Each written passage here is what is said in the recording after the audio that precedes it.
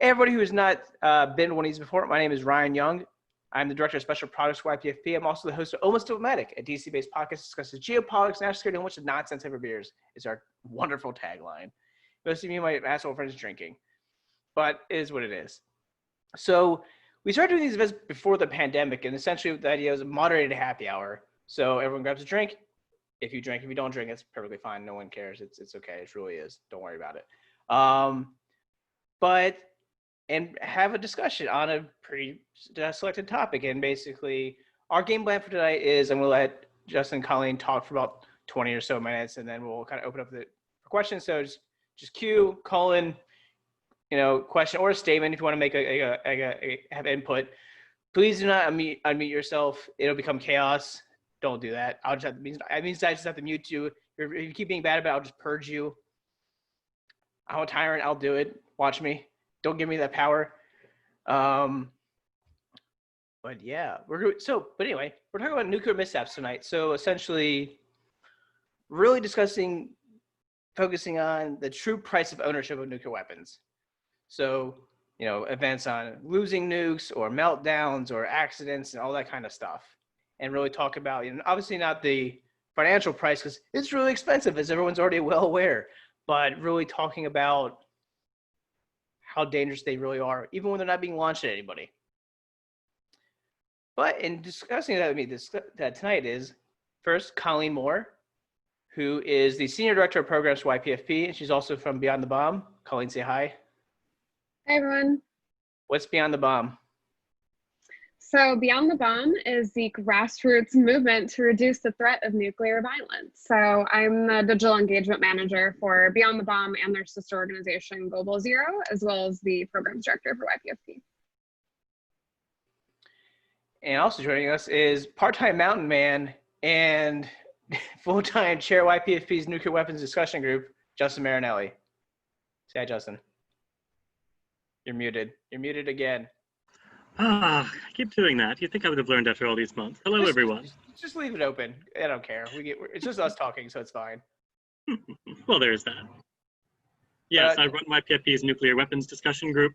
If you don't know about YPFP's discussion group program, 23 different discussion groups where professionals meet once a month to discuss various topics of interest in things such as foreign languages, regional areas such as the Middle East, or thematic groups like nuclear weapons. Or the best one, combating terrorism. Which I used to chair, so I'm totally biased. Sip. But anywho, I will actually, before, and then we always do important actual podcast episodes, we discuss what we're drinking. So Justin, what are you drinking? I am drinking kava, a bit of bubbly, to celebrate the fact that humanity has not killed itself with preventable accidents yet.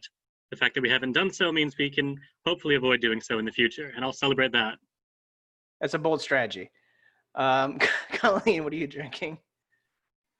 I am drinking Sea Quench Ale, which is a sour. It's pretty good. It's my beer of choice during pandemic times. Cool. I am drinking Partly Cloudy IPA from Solace Brewing in my awesome Almost Diplomatic glass. As always, it's wonderful. All right. Colleen, Justin, who wants to go first with your example of a nuclear event or situation? Go ahead, Justin. Okay, so I'm going to talk about the 1980 Damascus Incident, which is a fun one to talk about because it's actually surprisingly not that well known, despite it being the closest the U.S. has ever come to nuking itself. So effectively, the way that the U.S. preserves its nuclear missiles is it has silos all across the country. It's done this for a couple of reasons, mostly because if you have all your missiles in one spot, it's very easy to wipe out if someone tries to attack you. If you have all your missiles 2,000 spots across the US, for example, it's very difficult to get rid of the nuclear capacity. So one of the places that we have a silo, used to have a silo, was near the town of Damascus in Arkansas.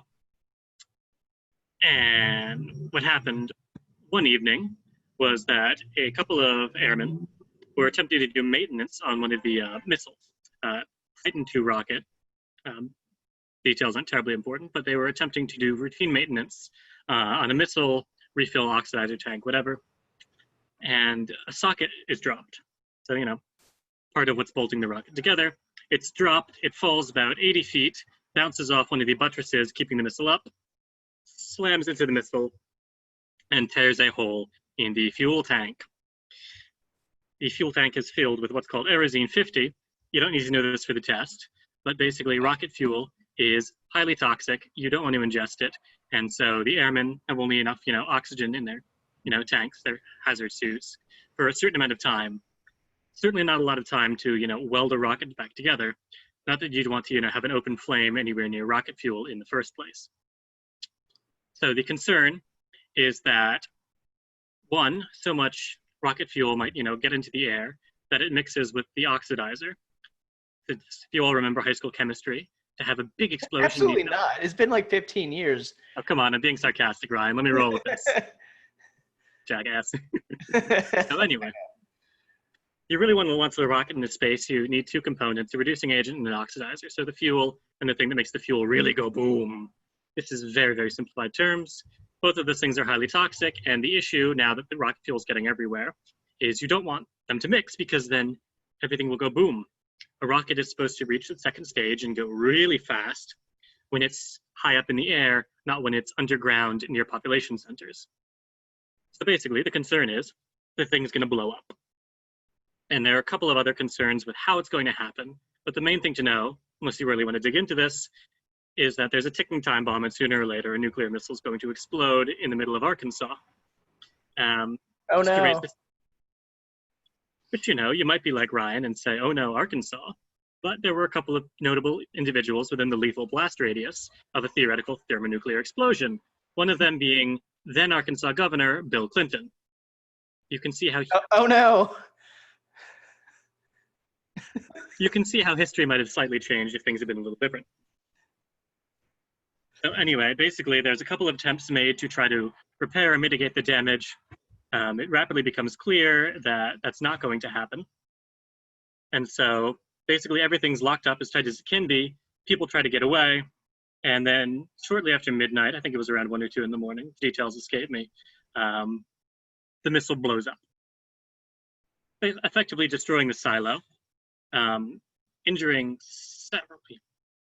Question, would the fuel explosion necessarily detonate the warhead? We're getting to that. Basically, it blows up, and so one of the safety measures, of course, in place in a missile silo is very, very thick doors to the silo to prevent accidents like this from happening. So most of the explosion is contained, not all of it is. Fortunately, the warhead does not go off. We can talk more about why that didn't happen later, basically how we build warheads. But nonetheless, there were still about 21 people injured and one person who died in the accident, and was the closest the US has come to nuking itself, arguably. Fun stuff. Yeah, this is not gonna be a happy event, so everyone's aware. Well, we'll try to stay whimsical and talk about the reasons for upside. So that's really the broad strokes of the incident. There's a great book called Command and Control by Eric Schlosser. If you want to read more about it in depth, it also covers other such accidents. And I believe there's also been at least one TV movie and at least one TV documentary. It goes into further detail. But the basic outline of what I've shared with you is what's important. Cool. Thank you, Justin. Colleen, what's your hopefully whimsical example? Definitely not whimsical. Oh, no. I think the attitude has to be whimsical. The stories certainly aren't. Yeah. I'm trying to, I can't make it whimsical literally anyway. Yeah, so mine's a little bit different. So this is talking about a false alarm. So this happened in 1983 in the Soviet Union, right at the height of the Cold War. So the Soviet Union sounded an alarm that the US had launched 5 nuclear-armed intercontinental ballistic missiles, ICBMs, and the Lieutenant Colonel Stanislav Petrov was monitoring the satellite systems, and he saw this alarm, and he was like, I don't know what to do. Like, this is, what my training has led me to, but never actually thought this would happen. And especially it came at a particularly tense time, even within just the Cold War as a whole. So this was September 1983. And beginning of that month, the Soviet Union had just shot down Korean air a plane that had gone into Soviet airspace, and they shot down the plane. Everybody on board was killed, including a US congressman. So obviously the US is pretty pissed, escalated hostile rhetoric between the two countries, even more so than it was before. So especially when this came at that time after they were trading, warnings and threats, it wasn't a particularly happy time. So, but the interesting, I don't believe it. You're making up things, fake news. Cold War was not a happy time. It was cold. Breaking news. Breaking news, the Cold War was not great. Anyway, sorry, continue. I'm going to interrupt everybody. This is how I go. How I do. Go do. Ryan's an asshole. Breaking news. Ow. That wasn't whimsy. It was for me. Was for everybody else in the audience except for you, Ryan. Okay, so basically Petrov did not trust this alarm. And there's a few reasons for this. So first of all, in his training, they kind of learned that if there was an assault, a nuclear assault from the US, it would be like an all-out nuclear war. And so he was very confused when he saw just 5 missiles on the radar. He's like, I don't know, it seems a little fishy. And the other reason is it was just a new system. So he just wasn't really sure what to do. He didn't really trust it. Technically, what he should have done was, gone up the chain of command and informed the top commanders of the alarm. And then right when he got the alarm, you have about a little bit more than 20 minutes before the incoming missiles hit the Soviet Union. But he did not sound the alarm to the top commanders. He did not trust the incoming, the threat. So he just didn't do anything, waited out, the 23 minutes, and nothing happened. So he was like, all right, I guess I was right then, because he would have known after 23 minutes if it was shit, I made a mistake. Exactly. So yeah, this was basically like the closest call to a US-Soviet Union nuclear exchange, other than the Cuban Missile Crisis, that really has occurred. And I feel like a lot of people know about the Cuban Missile Crisis. I feel like it's a pretty well-known incident that's covered a lot in like high school social studies classes, and you can find analysis of it everywhere. But this incident, I feel like, isn't really covered that often. Like, I know personally, I didn't really know about it until I started studying nuclear weapons a little bit more closely. So that's why I wanted to talk about this one. But yeah, I mean, if he did report it, the Soviet nuclear doctrine would have called for full nuclear retaliation. And there'd be no time to double check the system. There'd be no time to seek negotiations with the US. So basically this one guy saved us. So what does this actually mean? So that's terrifying that, we got away with this with just sheer luck of just a guy decided not to alert his superiors. And, So warning systems aren't perfect is what you're saying. Right. And I mean, so there's a lot of things you can do with safeguards and other security measures. And there's other things we can, of course, talk about during this conversation of authority and ease of use. And I particularly advocate for no first use and restricting full authority in the US. We can talk about that as well. But just the existence of these weapons, no matter what we do, there's always this chance of some kind of use or some kind of accident, whether by chance, whether on purpose. And I particularly don't want to rely on another, Stanislav Petrov to save us all. Yeah, somebody who's just I'm actually good at my job and I think this thing's wrong, or just somebody who's skeptical, right. Not just because we've seen, trust in Soviet technology, it's called Chernobyl and it's not great. Or even right. or recently with the nuclear cruise missile test, which was terrible for some people. Yes, well, there's an interesting question that comes up as to whether you can ever really take human judgment out of the loop, or at some point somewhere, someone's always going to have to make a choice. You can't automatize everything. Well, when you don't, it's called Skynet, and it doesn't end well. So we can discuss more about that. People want to talk about that. Yeah, I mean, at this point, I could have them keep talking about events and that kind of stuff, or you guys can ask questions or make points and we can have a discussion. It's really up to y'all. So who has a good question? Yeah, you can start dropping them in the chat. We ask that you don't unmute yourself just to avoid chaos. Sky from Sean. Skynet is great. Fake news. Okay, Sean. No one cares what you think. Says the button. All right, then fine. If no one has any questions, we'll just keep talking. Do we want to discuss? What do we want to discuss first? Like warning systems, or do we want to discuss just simply like idea of maintenance on nuclear weapons? Well, I'm seeing people are raising their hands, so. Everyone ask a question in chat. Don't not unmute yourself. Just put Q : and then type out your question. So yeah. So Vanya and Rob, type out what you got to say, please. I see there's questions or just comments about the Mars Bluff B-47 incident and the Pablo break-in.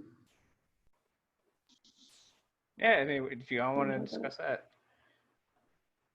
I don't know anything about the Pelendabla break-in. Let's go with this one from Sean McMuffin. Are we made safer with modernized nuclear weapons? Very, very short answer, yes. These safety mechanisms that have been put in place in modern nuclear weapons have improved over the 75 years that we've been dropping nuclear weapons on people. So one of the more important designs to know about is called one-point safety. Effectively, to make sure that the nuclear reaction happens and the atomic explosion goes off, the material needs to be sufficiently compressed to ignite a fissile reaction.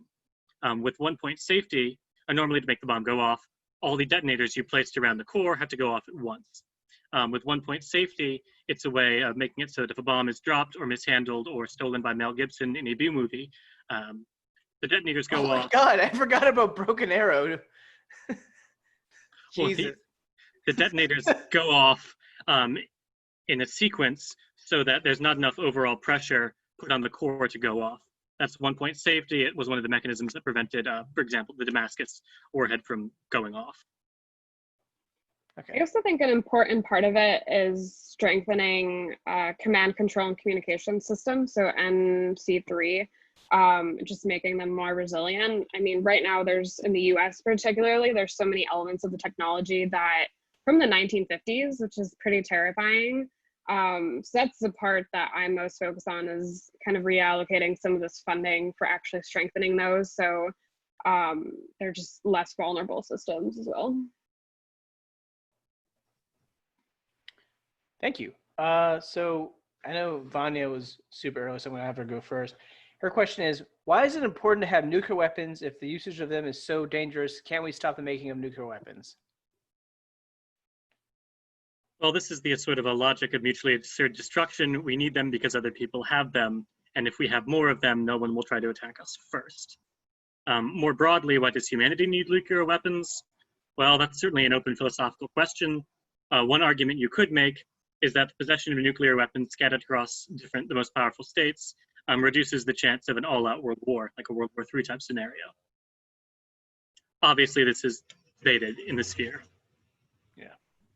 Yeah, and it's one of the reasons that I don't really support the ban treaty. So the treaty on the prohibition of nuclear weapons is just, I get it on some parts of just instituting global norms against nuclear weapons, but I don't think really anybody except for maybe proponents of the ban treaty are advocating for just eliminating them just altogether or calling on any one country to unilaterally disarm. And so I think part of it is these incremental measures that eventually lead to the elimination of nuclear weapons. And some of it is instituting certain safeguards. It's looking at sole authority and first use, and continuing, the US and Russia continuing on their track of disarmament, minus the Trump administration, who's fucking up a bunch of shit right now. But their previous track. We're nonpartisan, Colleen. God, what are you doing? I'm not nonpartisan. YPFP is nonpartisan. I forgot to give a disclaimer. Anything is said doesn't matter. So okay, there we go. Yeah. You cannot attribute my views to YPFP or Beyond the Yeah, Bomb so Global Zero. the opinions expressed here are for conversational intellectual purposes only. Do they not necessarily reflect the opinions of YPFP, any other organizations, any of the panelists are affiliated with, any past, present, or future employers, or even necessarily of ourselves? Yeah, that. All right. And next question from Robert. Any interesting anecdotes about mishaps outside the U.S. and Soviet Union? We often neglect other nuclear powers in these discussions aside from North Korea and sometimes Pakistan. I know Pakistan, they drive their nukes in the back of trucks because they're scared of the Indian military, which is a whole thing that happens. I'm surprised there hasn't been more reported events of just car accidents or some shit. Yeah, I think there's a couple of reasons behind this. I think my own part, at least, I only know of Soviet and U.S. incidents. I'm quite certain other accidents have happened with other nuclear powers, but part of the reason there's such a plethora of, accidents from the U.S. and the USSR we can look at is, one, the sheer size of their arsenals. If you've got 4,000 nuclear weapons and it just takes one thing to go wrong with one of them, more chance for accident. And two, to my understanding, that those countries have been more studied. I mean, the U.S. Fairly open about nuclear accidents that have happened, and then we also have a good idea of the understanding of what happened with USSR. If, for example, there's been a nuclear accident somewhere in North Korea, what are they going to say about it? What are we going to know? Presumably, if there was an accidental nuclear explosion, spy satellites would detect it. But so no, I don't know of anything really beyond the bounds of Russia or the U.S. I'm sure it's happened. France and the UK would probably be the most open countries to look at, the most transparent. But yeah, surely it's out there. One thing that's interesting, it's not really an accident or a mishap. It's nuclear landmines that Britain tried to make happen. Operation Peacock. Yeah, it's a crazy example. I honestly didn't know anything about it until I think Sean brought it up to me recently, who's on the event. But yeah, so it never actually came to fruition or anything, but essentially they had the idea of burying nuclear landmines on the border with West Germany, at the West German border. And it's so many crazy details. They wanted to bury them, but it's really crazy because then you have to do so many things to actually make them work that it doesn't actually there were so many non-safeguards that were involved with it. Justin, I don't know if you know more about it. I honestly am not an expert on it, but I just briefly read about it, and it's just a crazy example. Unfortunately, I never got past the part where I couldn't stop giggling about nuclear landmines. Yeah, and then they wanted to put chickens underground with the landmines to keep the landmines warm. Yeah, it never happened. I mean, the Brits make all kinds of great decisions. Brexit was a really good idea, and everything's going fine with that, right? Right, guys? No? Shit? Anywho. Right. Yeah. Let's move on with questions. So from Mo Ray, stealth aircraft as a delivery system or arsenal aircraft utilizes missile trucks with long-range standoff weaponry. Is it a choice in what sense? Personal preference? What do we think would be more effective? Better cost for money? Value for money? Well, I think they're both really cool.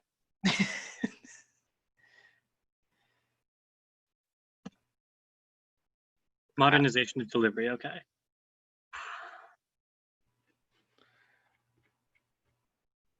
Colleen, any opinions while I think about it a bit more? No, I have zero opinions. Sorry. Why are you here? Jesus. You asked me. I know. Because I don't know shit about nuclear weapons. In the sense of balancing against, call it another nuclear power. I guess it depends who your target is. Yeah, really. That's the thing. It does depend on who you're trying to intimidate. I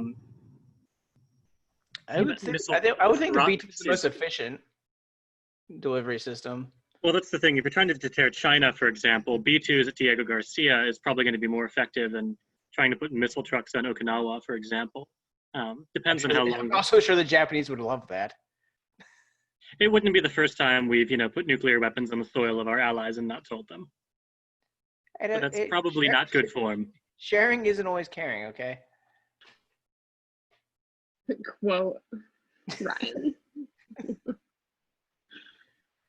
And next question. So, yeah, B2s, I guess, would be my choice if I had to pick between the two. Yeah. I mean, Do I also, have to pick? yes. Yeah, now you do. I'm gonna do the other one. I don't know. Okay, way to be Let's different. move on. This question from Kimberly.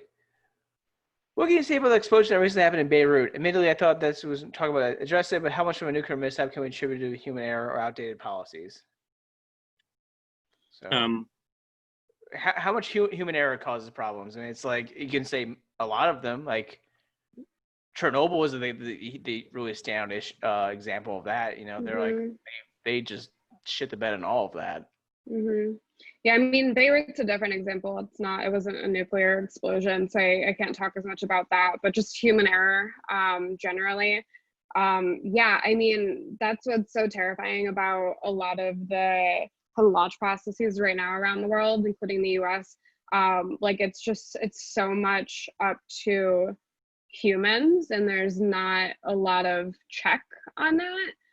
So we are prone to human error, and especially with someone like Trump in charge of the United States nuclear weapons right now. Like, you know, he could tweet something that literally could lead to nuclear war. And it's a problem beyond Trump, but I think that's just a good example of like, no one person should be in charge of something like this that can give the order to launch nuclear weapons, and then like legally in the chain of command, no one can refuse that order. And it would be up to someone like a Stanislav Petrov to stop that. And it would theoretically be illegal in the US, for one example.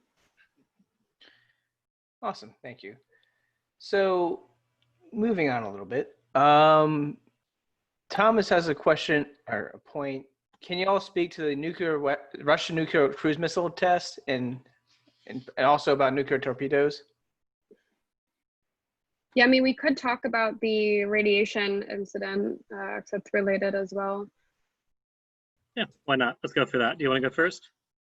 Go for it. Basically, Russia is doing what a lot of countries are doing, which is trying to get better missiles that will be faster and more effective for deterrence, you know, fear, intimidation, all that sort of thing. As for nuclear torpedoes, they're an interesting idea. Again, the 5-year-old boy in me thinks, awesome, cool. I mean, my understanding is that the effect is not just, you know, hit a city on the coast, for example, but to create a tsunami that causes further environmental damage. Again, the 5-year-old boy in me thinks, awesome, cool. But as a matter of practical concern, there are probably talks that should be had about whether or not these weapons should be developed.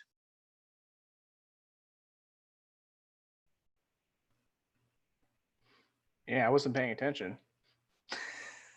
Yeah, and I mean, I think that's just one implication of building these new weapons. It's not without consequences. And in this case of I forget the name of the place where the incident took place and killed a few scientists. Yeah, Noxa.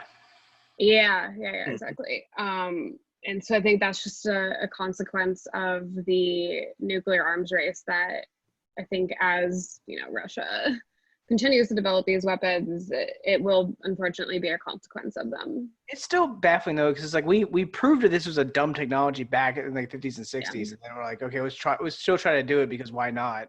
You know, it obviously had backfire for them, and I mean, it's a cruise missile's goal is to go explode. So even it's just a high tech dirty bomb, really. The tornado's coming. The wind just picked up at my house. So DC's under tornado watch right now. So it's fun. And 2 of us are in DC, so if you see us just drop off, that's why tornadoes hit. Yeah, if I drop off and I come back on my cell phone, you know why. Like, oh God, it's coming. All right. From Rachel. How realistic are denuclearization conversations? Is it something we can actually achieve, or is it more effective to focus on safety and preventative measures? Yeah, I mean, I think we need to be pursuing both at the same time. And like I said, with the like ban treaty efforts, I don't think those are as worthy to focus on, just because it is such a global norm setting, and we're not quite there yet where we can just say like nuclear weapons aren't a thing when they're still a thing, and there's not like actual measures that are being pursued to work towards the elimination of nuclear weapons. So I do think it is achievable, and it starts largely with the US and Russia as the two largest nuclear powers in the world. And I think just getting back on track with certain disarmament measures, like, I mean, the Trump administration pulled out of the Intermediate Range Nuclear Forces Treaty. We pulled out of the treaty. Yeah, I mean, Iran deal is gone. Open Skies Treaty, or Iran deal is not completely gone, but the U.S. withdrew from it. Our allies are working to save it, but it's not doing too well. Open Skies Treaty, which was valuable, like data sharing measures, the U.S. also withdrew from, and New START is up for expiration in early February of 2021. And we also want to nuke Nevada. Yeah, I mean, the Trump administration has mentioned resuming nuclear testing. So it's not looking too good. Like before the Trump administration, I think we were on track. It's just, getting past the Trump administration, hopefully, from my personal perspective, I'm partisan. Not YPFP. But even so, like we've been set back a lot, but I do think it is achievable. And even with the Trump administration, but there is like public support for certain disarmament measures. There are certain people who are committed to extending New START, for example, which expires in 2021. So I do think we have to be pursuing that along with safeguard measures. Like I think as we've talked about with some of these incidents, like those were some of the things that mitigated the consequence, like Justin talked about with Damascus, but I think they both should be pursued simultaneously. Yeah, for my own part, denuclearization in the sense of further efforts being made to reduce nuclear stockpiles, yeah, I believe that's very possible. Might be a little complicated by geopolitical posturing in the near future, but it's certainly possible. Absolute denuclearization is a harder hurdle to cross for a couple of reasons. You can't put the genie back in the bottle, and there's always the game theoretic dynamic of, I'm willing to denuclearize, but you do it first, for example. Yeah, that's the main problem. So I saw something recently that the DoD thinks that China wants to double its arsenal in the next 10 years. Yes, I saw that same thing. It's what I was sort of obliquely referring to. If China wants more nuclear weapons, that makes it harder for the world to denuclearize. Or if we want to do a nuclear treaty with them, it's like, oh, okay, so you're going to come up to our level, or we go down to your level? Because China has like a few hundred maybe, and then the U.S. has 4,000-ish. Yeah, and that's the thing with New START. Like Russia did say a while ago that like they're going to extend the treaty with no preconditions, and then the US came back and was like, no, we need to include China, and China was like, nah, bro, like we don't want to be a part of this. And that's exactly why, like they'd have to come up, or we'd have to come down to their levels, which isn't going to happen, or they come up to our levels, and we don't want that. So it just makes zero sense. And then the US also came back and wanted Russia to agree to other things and renegotiate part of the treaty. But the problem now is we have, 6 months left until February? Like we can't negotiate a treaty in 6 months. Like just extend the treaty. And then, I mean, it's an imperfect treaty. Like we can definitely improve upon it, but we don't have the time to do that until it just completely expires. Yeah. All right. Some people aren't doing Q colon. You're messing with me. Oh, another question from Rob. Of course.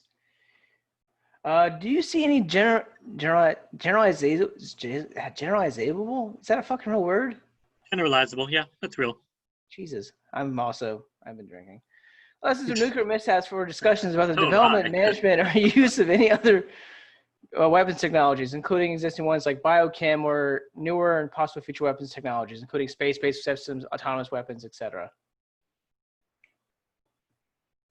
I think if there's certainly one principle that jumps out as being applicable across all weapon systems is you want to be very, very careful to make sure that nothing goes wrong. And you want to double and triple check everything to make sure all the nuts are tightened exactly as they need to be and all the programming is done exactly as it needs to be. Nuclear weapons tend to have, shall we say, particularly catastrophic consequences if an accident happens. But it's not as if something like a biological weapon, for example, would be less destructive if it went awry. Yeah, I mean, we've had them for years, most because we're studying them, so it's fine. Safety, yay. You just want to be very, very, very, very, very, very, very, very, very, very, very, very careful about all these things when you're using them, basically. Yeah, it turns out weapons are dangerous. Crazy. Do not Breaking point at news. face. Nukes go boom. Nukes go boom. People, human error happens. Even people who are smart, stupid things happen. Anyway, from Connor, what incidents, trends were notable and successful securing most loose ex-Soviet nuclear materials? A lot of people credit Noon Lager in the U.S., but I can't imagine if there was that was the whole story. So basically, the post-Soviet Union grab for try to catch everything, get everything safely where it should be, not how it was. We don't need to be like, oh, now there's 10 nuclear powers in the world. Awesome. Yeah, admittedly, I don't know too much about that. It's one of the areas in which I'm fairly ignorant. I do know broad strokes. A lot of the nuclear material was not very well served. You had DOE investigators, rather, literally going to warehouses with bolt cutters and getting hold of nuclear material. Graham Allison's book, Nuclear Terrorism, covers this a little bit. Noon Luger, particularly, but also some of the broader efforts up till 2006, I think, or before maybe when the book was written, about the ongoing efforts and how it would continue to take at least a decade and a half to secure all the nuclear sites. I don't know if anything got loose. I imagine that if anything did and it was known about, that's in highly classified reports. But yeah, that's all I can say. Nuclear terrorism, you mean 1% doctrine? Yeah, that was a Dick Cheney quote. If there are 20,000 loose bombs in the world and we get 99% of them, we have a big problem. Yeah. Dick Cheney, what a guy. I don't think you mean that. Yeah, I don't. That's one thing, it's not really on nuclear material, but Kazakhstan after the collapse of the Soviet Union is a interesting example because they transferred all of their nuclear weapons to Russia after. So they're one of the only ones to have actually gotten rid of their nuclear weapons. It's just interesting. Yeah, the only other ones were, I believe, Ukraine, that got rid of their nuclear arsenal, and South Africa, which denuclearized after apartheid. Mm-hmm. Fun fact I learned today, not related, both sort of related. The Swedes had a nuclear program and they stopped it before doing any testing. Look at them go.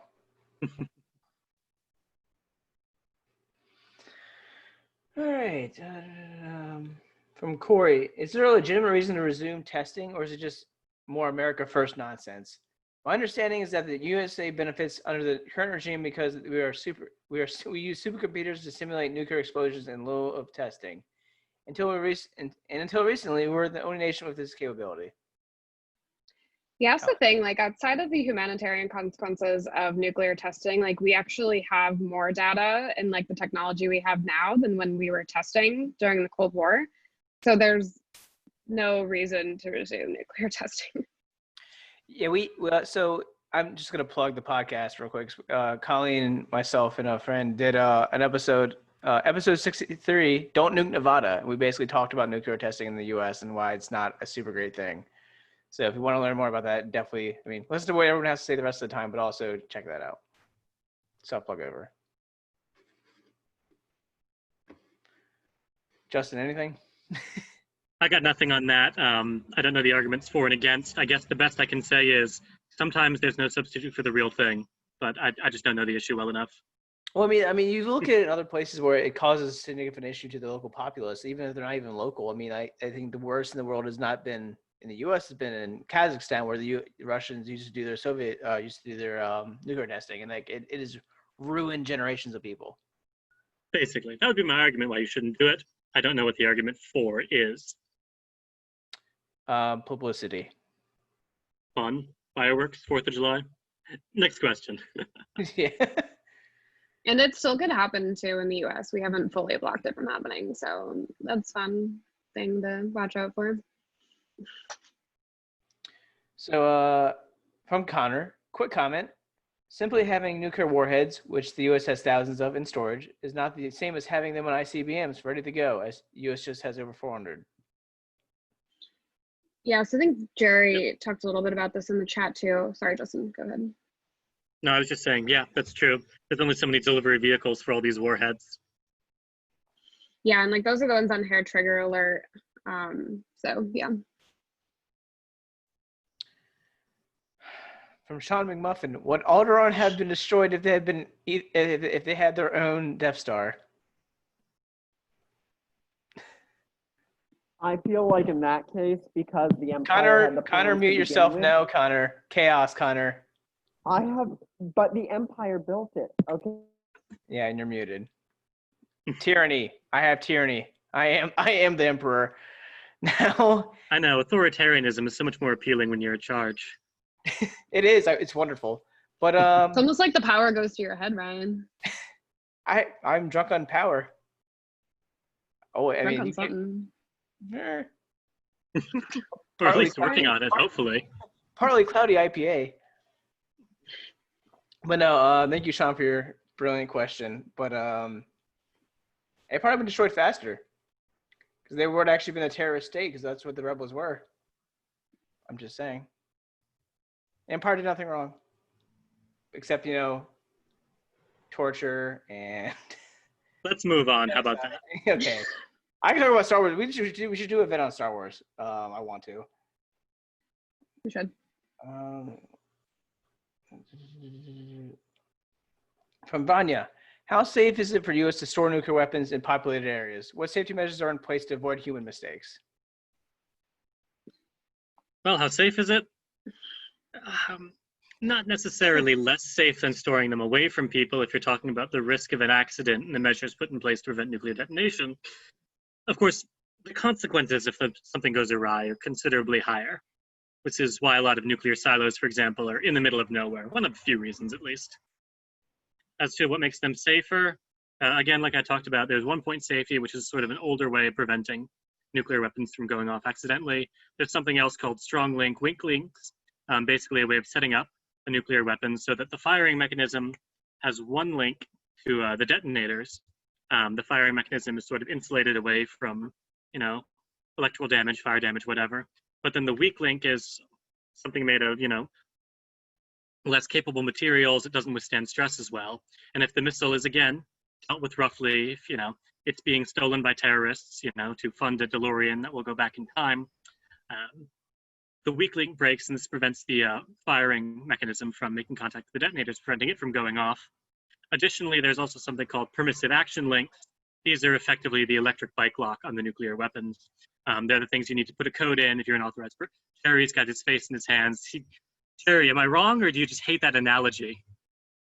Put it in the chat. I'll keep going. No, sorry. This was unrelated. Oh, okay. God, Anyways. Jerry, Cuban professional, Jesus. Anyway, permissive action links, effectively the electric bike lock. You have to put in the code if you're authorized. And so if you've ever seen any action movie ever where you've got two people on opposite sides of the room turning keys at the same time, that would be an example of a permissive action lock. Basically the mechanism by which you arm the warhead before you can fire it. And there are safeguards like that, like two people have to be on opposite sides of the room. One person's got half the code, one person's got the other, that sort of thing. And these are far from the only safety measures put in place. Again, 70, 80 years of developing these things. But those are a few of them that prevent, if not avoid disaster, then at least mitigate it. Yeah, one thing it's not nuclear weapons, it's nuclear waste. There's a lot of unresolved issues with nuclear waste left over from, height of the Cold War. There's a lot of incidents around the country where there's just abandoned sites that the Department of Energy has just kind of neglected. There's one interesting one that I encourage everyone to check out. I can drop a link to an article if I can find it, of an abandoned warehouse in Detroit that collapsed into whatever the river is that runs through Detroit, and there's unmaintained nuclear waste, and so it's contaminating water, contaminating land, and there's surprisingly a lot of that kind of shit happening around the country. in the end, nothing is perfect. There's always going to be a certain point where someone has to make a decision and do the right thing. But again, if you're dealing with nuclear weapons, you tend to get a fairly serious amount of training. The chat is being outrageous now. That's what I was reading. But anyway, question. Thank you very much for your comments. From Yana. Why most of the countries in the world should give up opportunities to develop nuclear technology under NWS's promise of protection from the nuclear threat? But in reality, no country keeps its promise when no nuclear country attacked by NWS, like Ukraine, gave up the nuclear weapons but have been attacked by Russia.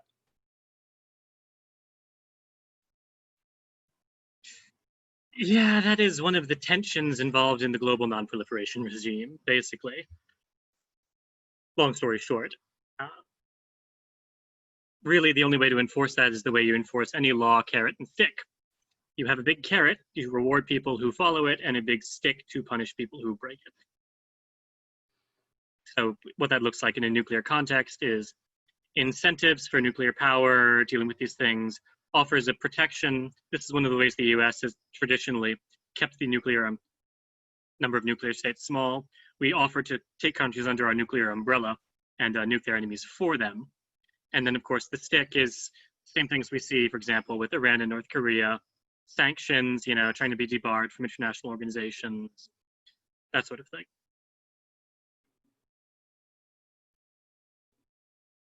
Colleen, any thoughts? I'm sure you've got them. No, nothing. No, I mean, I agree with what you're talking about. It's tough. Yeah. Yeah.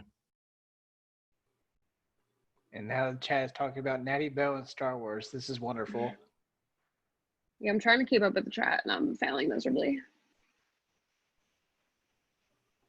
God, Tom, yes, I'm just going to make a statement Tom, now. I'm not answering any questions about Star Wars. We will do an event on Star Wars. Don't worry. I've been trying to do it for a while. Sean, stop. You're also not helping. Nuclear weapons, people. That's what we're talking about tonight. What are your points or questions or that kind of stuff? Come on. You have two people who are very knowledgeable and ask them questions. Make it hard for them. That'd be great. I think there's a few other questions that we've missed.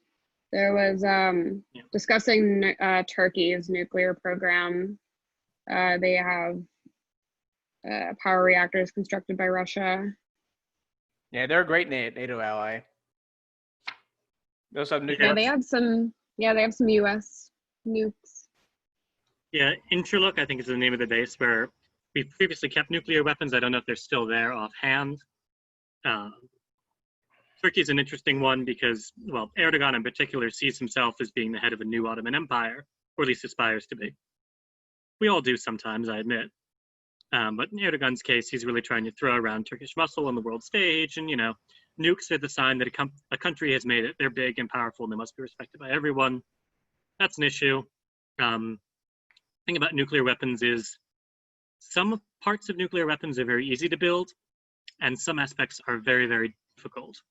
Enriching enough uranium and then making sure the bomb design works is a fairly high technical hurdle. Of the nations of the world that could probably do it that aren't nuclear already, Turkey probably would not be, I think, most at risk. Again, the technical know-how is fairly intricate, and also it would take them a while to get the uranium. And as to whether or not anyone would help them, Turkey's not been too friendly to most countries past few years. So it's unlikely they would get sufficient effort from another state actor, basically.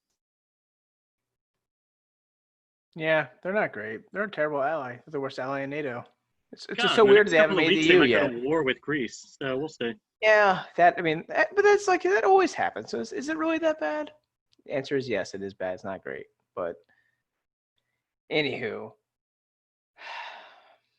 There was a question we missed from above about from Sheena about the recent study that came out about nuclear testing and cancer rates. And so that just came out like this week, I think.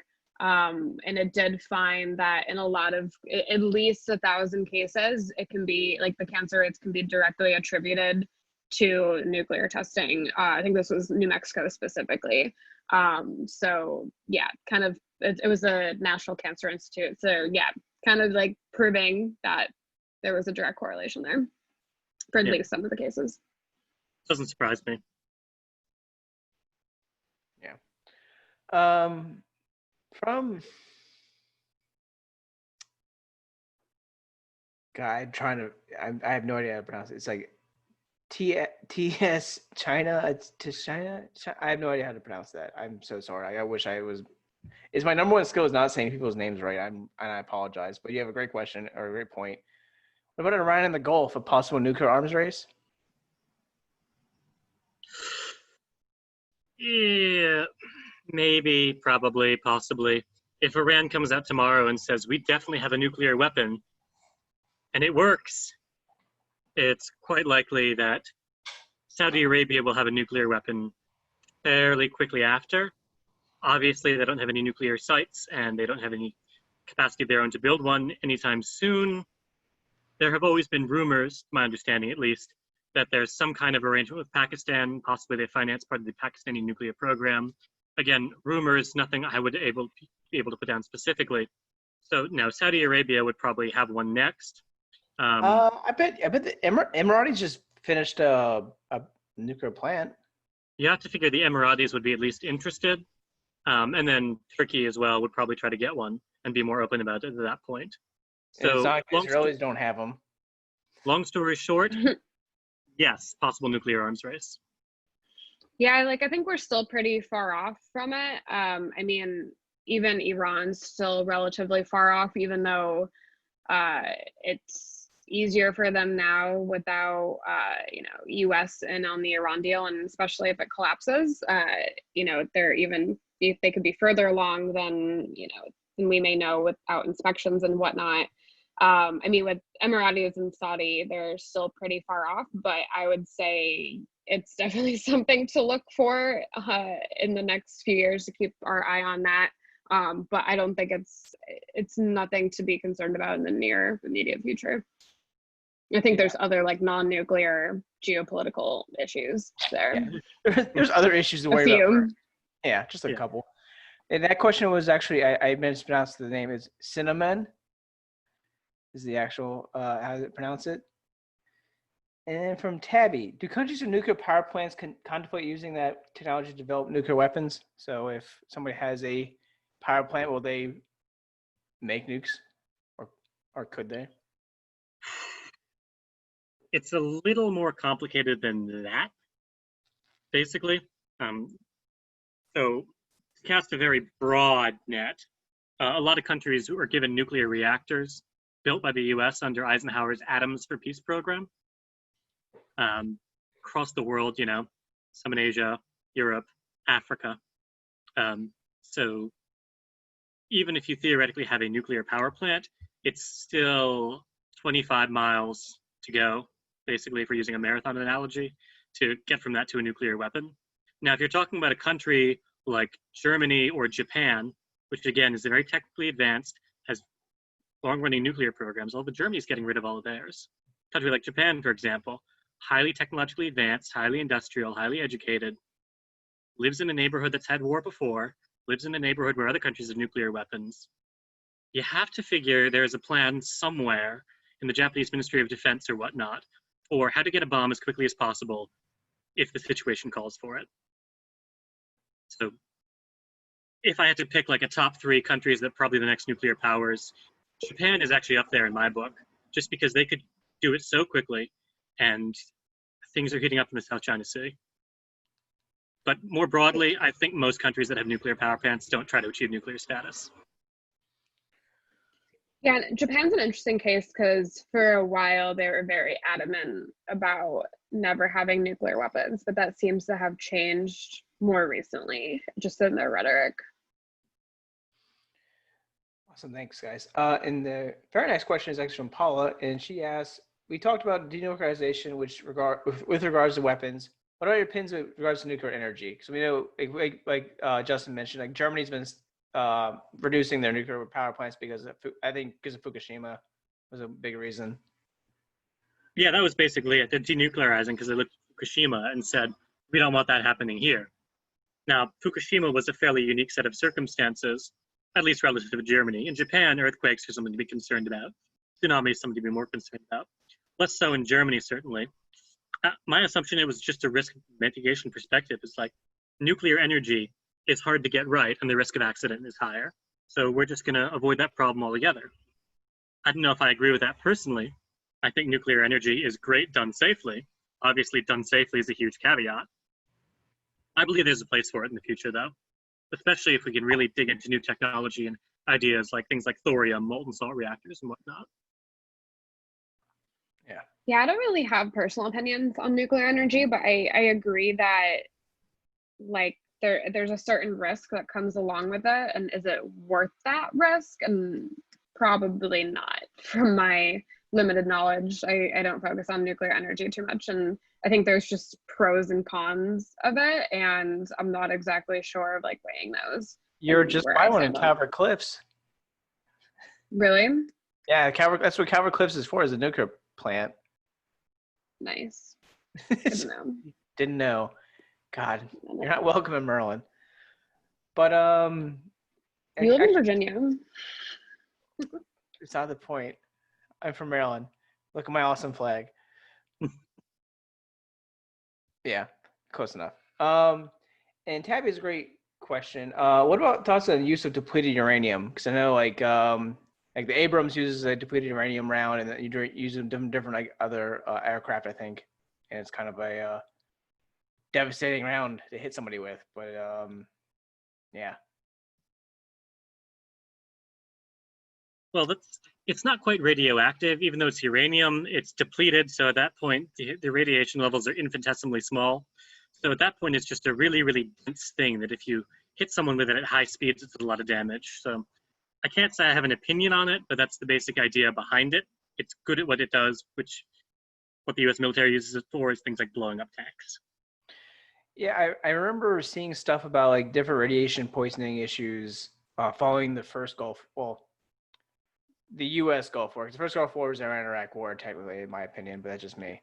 But it's like because we just wrecked through tanks in the U.S. Gulf War, and a lot of issues like just climbing on tanks, people are getting sick from that kind of stuff, or just it definitely things emerged from that because we were using depleted uranium. I've read that too. I'm not clear if that was entirely the result. I mean, Gulf War syndrome is a rabbit hole down its own. Yeah. Maybe. I don't know. Other weapons also go boom. Other weapons also go boom. Thanks for your intellect and insight. That's what I bring to the table. Yeah. And from Sean, do you think the U.S. would actually enforce the nuclear umbrella, trading Tokyo for New York? Yeah, that's kind of the question, isn't it? It's the ultimate question. Best. Yeah. There's a lot of assumptions there that, just in case they do, we can't risk it. The second that's ever put to the test, shit is really hitting the fan.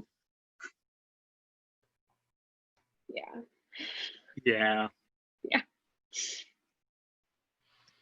In regards to our talk on Turkey from Corey, if North Korea can do it, can a nation like Turkey? Yeah, I mean, I think North Korea is a good example of there was a guy in the Pakistani nuclear weapons program who did transfer knowledge and technology to North Korea, so it's certainly possible. Yeah, A.Q. Khan is the name to know there, the Pakistani nuclear weapons scientist that really made sure that more countries in the world with nuclear powers. He was about sharing, and sharing is not caring. Yeah, not in this case. The way I see it, Turkey would need help, a fair amount of help. Again, it's not impossible. I don't think it's something we need to worry about within the next 5 years.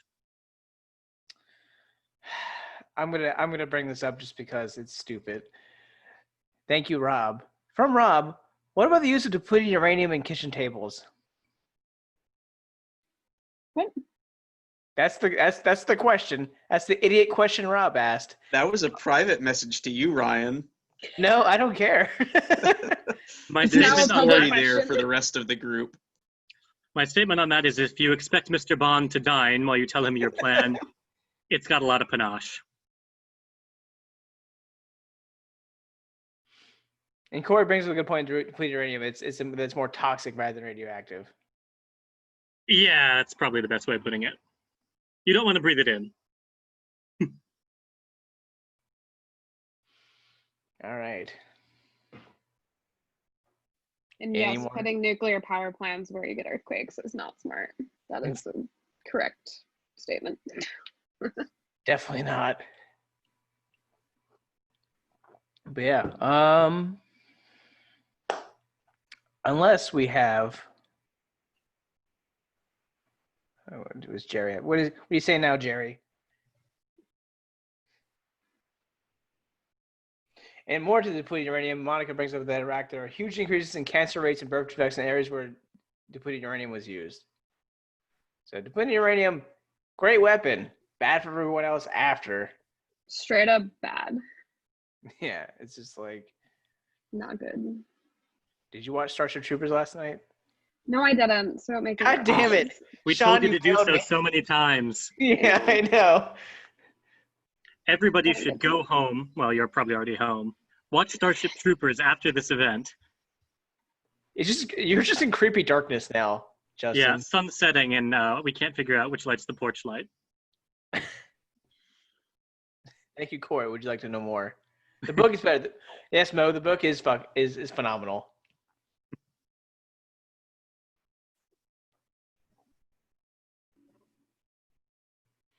There we go. That looks like an improvement. I can see you now. It's wonderful. Excellent. See your beard. So people who don't know Justin, it's like he's usually very trimmed. Is very maybe if he had a beard, is very short. Yeah, And like half of what Ryan's got. I keep it very close, but then coronavirus hit, and I don't need to shave anymore. Why am I going to? It's the pandemic. There are no rules. So 5.5 months on, I look like this. Yeah, I've shaved. I let it grow out a bunch of times, and I shaved it away because it was just too much. Too much. Yeah, me too. I shaved off my beard. Yeah, I'm sure.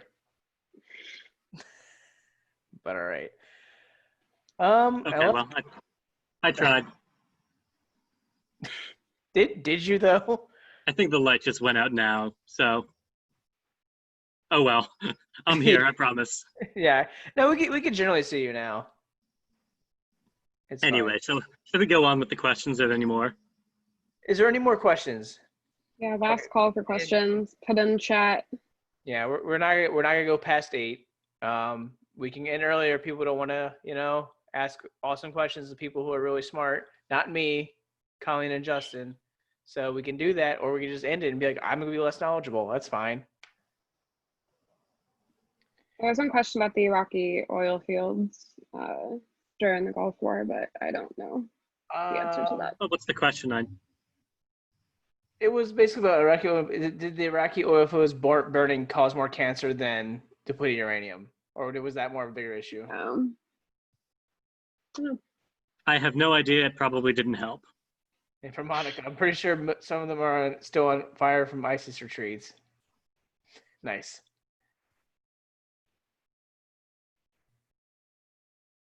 Just finished my first week in grad school. Congrats on grad school, Paula.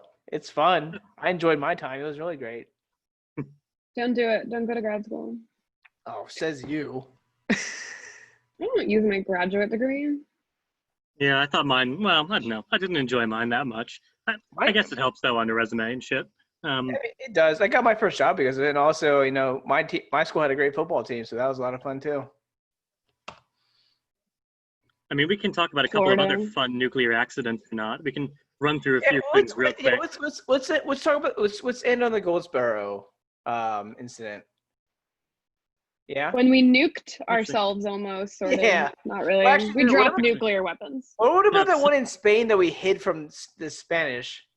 Yeah, so let's just run through a few of these for fun. Someone mentioned the Mars Bluff incident way back. That was one where a couple of bombs just fell off the B-52 and hit people's houses in South Carolina. Again, because of the safety features, the bombs didn't go off, but then the Air Force got sued, predictably. So that's the Mars Bluff in a nutshell. Palomares, similar incident. Bombs fell off a plane while they were flying over Spain. We didn't tell the Spaniards at first. We couldn't find all of the bombs, and we irradiated part of the Spanish coast. Again, very, very brief summary. The Spaniards did not like that when they found out. Shocking. I mean, it happens. And that's why we should pursue safeguards along with denuclearization efforts, because in the meantime, we can prevent things from getting worse. Yes, if there's one of the big takeaways we want you all to take away from this, it's that as long as these weapons exist, there will be accidents. Accidents can be prevented or at least mitigated through rigorous and very, very careful safety measures that are continually updated. Nothing's perfect. At a certain point, you're just going to have judgment calls. Some human, someone needs to make a decision. And sometimes things will happen. So, for example, 1-point safety is great at preventing explosions, but you still have a dirty bomb on your hands, for example. Second issue. Yeah. And I think, go ahead, Ryan. I have nothing smart to say. Go ahead. Classic. Mine was a little bit different. I just forgot to bring this up earlier on just like the importance of cooperation between nuclear armed powers, like outside of just like focusing on disarmament, just like cooperation on exchanging data, like especially talking about something like the 1983 false alarm. So the US and Russia did agree to create I forget what it's called, joint data exchange center in Moscow. It never actually came to fruition. This was like late 90s, essentially to like exchange data on early warning systems and cooperate on that. And then just, I think that was under Clinton, and then Bush came in and essentially just kind of destroyed the whole process. And then we like withdrew from the anti-ballistic missile treaty. So it's like things like that we should get back to as well, outside of cooperating on disarmament measures, but things like joint early warning centers and exchanging data. And that's why the Open Skies Treaty was so important too. And now that's also been withdrawn from by the US. But it's cooperation on a lot of different things to avoid these kind of mishaps. Yeah, I think that's a really good point. There's a lot of talk about mutually assured destruction as being a thing in the nuclear field. But part of the reason the Soviets and the US never actually destroyed each other was that there was a concerted effort made on both sides to not destroy each other. And when things really came to the brink, back down and figure out what happens next. That's a missing ingredient that's not often talked about when we're discussing cases like, say, India, Pakistan, or North Korea versus everybody else. Self-preservation matters. Yeah, Sharing if both sides want to not nuke each other, they'll find a way to not do it. Yeah. Okay. All right. Well, I think this has been fun. And, well, okay, I'm just trying to see. And no one has any last minute. This is last call for questions or points. 30 seconds. I can talk about the 1979 Cheyenne Mountain one. That's a fun one. That was the one where basically someone left a training disk, a floppy drive, in the machine that was practicing a training simulation for the Soviets attacked. And they left it in there. And so the next day, of course, it says all the missiles are incoming, the Soviets are wiping us out. What do we do? That was the one where they had to wake up the National Security Advisor, I think it was Brzezinski at the time, and say, the Soviets are nuking us. What do we do? Brzezinski has to go, well, Soviet premier's in New York at the time, so this is probably a false alarm. Call me again in 4 minutes. Team sacrifice. Which again highlights that, there can be breakdowns in communication, breakdowns in technical abilities, but no matter how good the systems you put in place are, sooner or later there's a human making a judgment call somewhere. And again, I don't think you can avoid that. And hopefully people make good decisions, but again, people are smart, but stupid things happen. Hence the importance of building systems to help people make good decisions and training them to make good decisions. We have a question, chat. Oh, yes, we do. from Sean again. You son of a bitch. Do you agree with the use of nukes in the movie Independence Day? I don't even remember that movie. I remember watching it. I don't remember now. The aliens come, they blow up New Why do you York and hate Washington. America, Colleen? I've seen it. I just don't remember. Not enough. So basically what happens is during the point, most of the U.S. cities have been destroyed. A alien ship is over Houston. They decide to try to nuke the ship to try to see if it would destroy it. Turns out it didn't work. Well, it was a failure of proper intelligence analysis because preliminary reports from the fighters should have told everyone that the alien ships had shields. And so they should have hypothesized the big mothership had a big-ass shield and that nuking it wouldn't work right off the bat. Yeah, and just like, but still, a nuclear weapon is not a missile from a F-16. Or it probably was F-16. What was it then? Jesus, the movie's old. That was a B-2, I think, that fired it, yeah. Going back to the B-2s from earlier. Oh, no, yeah, B-2, a great delivering weapon system. Even against alien weapon systems. Fantastic. F-18. Thank you, Sean. But yeah, all right. So nuclear weapons are bad. Are they? World peace? Maybe not, but there are good things that can be done with them and proper ways of dealing with them. Yeah, it's something I think it's something we have to deal with for the foreseeable future. So it doesn't really matter what we think, almost. Well, again, it goes back to what I said. I don't think you can put the genie back in the bottle. It's not impossible, but... Can't put the... Yeah. Yeah. Yeah, I think you said very astutely earlier. What was it? It was... It's like, oh, you disarm... Yeah, you should disarm and then I will. Right. or something like that. Yeah. Nobody wants to be the first to disarm, and nobody wants to be the second to last. Right. Yeah. That is the problem. But anyway, time has gone on too long. This was almost dramatic. Thanks, everybody. Yep. Have a good night, everyone. Good night, everyone. Bye.